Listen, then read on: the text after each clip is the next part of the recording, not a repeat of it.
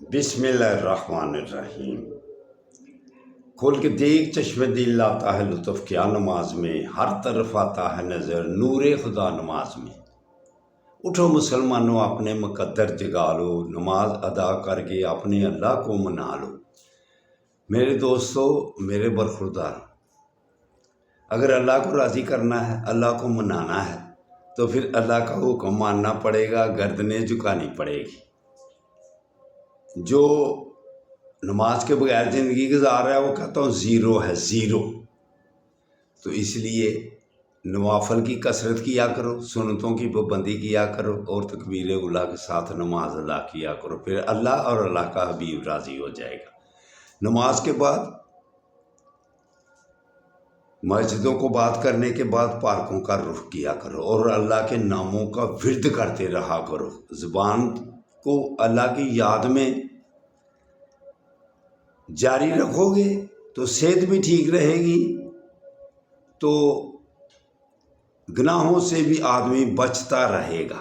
جب اللہ کی یاد دل میں ہوگی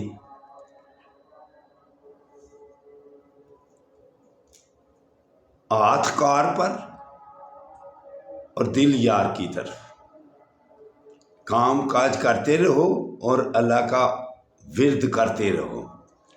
آقا صلی اللہ علیہ وسلم، انس رضی اللہ تعالیٰ عنہ کے پاس آقا صلی اللہ علیہ وسلم کا لکڑ کا برتن تھا، جو کافی دیر ان کی وراثت ان کے بیٹوں میں منتقل ہوتا رہا، اور وہ بتلاتے تھے بڑے شوق سے کہ اس میں آقا صلی اللہ علیہ وسلم پانی پیا کرتے تھے، مشروبات پیا کرتے تھے۔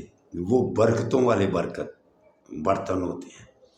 سیالکوٹ میں بھی چٹی شیخا میں ہم وہ زیارت کر کے آئے ہوئے ہیں، صحابہ کرام کی، اہل بیت کی، حضرت بی بی فاطمہ کے استعمال والی چیزیں، آقا صلی اللہ علیہ وسلم کے امامہ شریف، کرتا شریف، اور کئی تبرکات ہیں جو ہم زیارت کر کے آئے ہوئے ہیں چٹی شیخا میں۔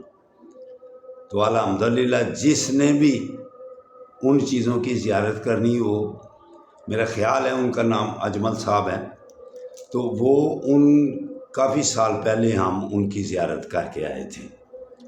تو دوستو برخورداروں، یہ برکت والی چیزیں ہوتی ہیں، ان کی زیارت کرنا ثواب کا باعث بنتا ہے۔ تو اٹھو، اٹھ کر اللہ کے آگے گردنیں جھکا لو۔ اللہ حافظ، اللہ حافظ، اللہ حافظ۔